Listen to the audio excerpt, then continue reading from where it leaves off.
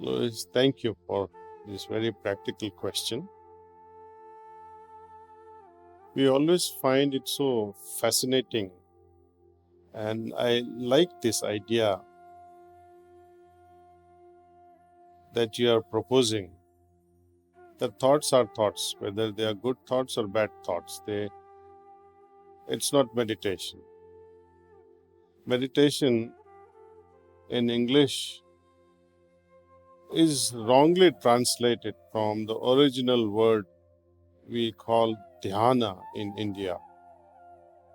You see, in English, they define meditation as thinking of something over a considerable period of time.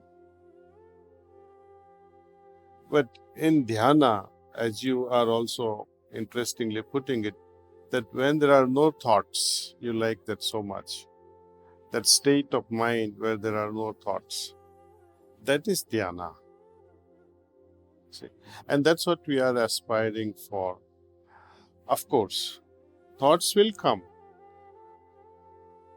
It's like this exercise, mind has to be exercised, how not to think. But more you exercise how not to think, it thinks more and more. And especially when you have good thoughts, you are chasing them. See, it's not even finished, and another good thought comes, and you're expanding, and then another thought comes. And if you're a scientist, perhaps you might, write a thesis on just one thought and say, wow, I am able to expand this so much. And that's the beauty of when we think and meditate. That's the beauty part of it. But when we arrive at this thoughtlessness, it's like, when you are trying hard to sleep. When you try so hard to sleep, you cannot fall asleep. It just happens. When we try not to think, your mind will, bring all kinds of thoughts. So at that time also let go of it and just surrender to the existence and say, okay, I give up. Whenever thoughts do come in my mind, I generally think that I am now meditating on the divine presence in my heart that is attracting my attention inward, and I am being blessed with the grace from above. That's all. Again, some thoughts would come, and I would remind myself that I'm meditating. And whenever I have taken a sitting in my earlier days from a preceptor, he would say, please start meditation. And I would also sit in front of that preceptor. Or sometimes I would sit in front of my master.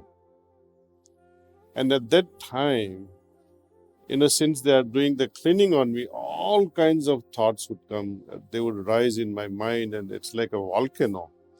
And the things that you should not be thinking in front of your master, they say, why do they come? Even when I'm away from him, when I'm alone, I don't get such thoughts. But now I'm sitting in front of my master, I'm sitting in front of a preceptor, and I'm getting all these crazy thoughts. And then you say, oh my God, not now, please don't come now. And you will ruin your meditation, see, that way. So what do I do at that time? I bite my tongue. That's one thing I did. Second thing I did was I opened my eyes very gently, as if my master is not looking at me. I opened very quietly. And then raised my hand and breathe deep. Nothing would work. And I would just sit with the mind absolutely surrendered and say, okay, boss, do what you have to do. And when I let go of it, then I would be lifted up as if I'm, being shot in as a rocket into a vacuum. Then I will have no thoughts. Moment you surrender, mind will give up. So the idea of surrender, to the greater force or to the existence, and say, I submit myself, you may take care of it now. And see the magical things happening then, see. Mind is rebellious. more you try to work with it or against it, it's not going to work. So we move our attention towards the heart and try to feel instead of think of divine. We try to feel the divine.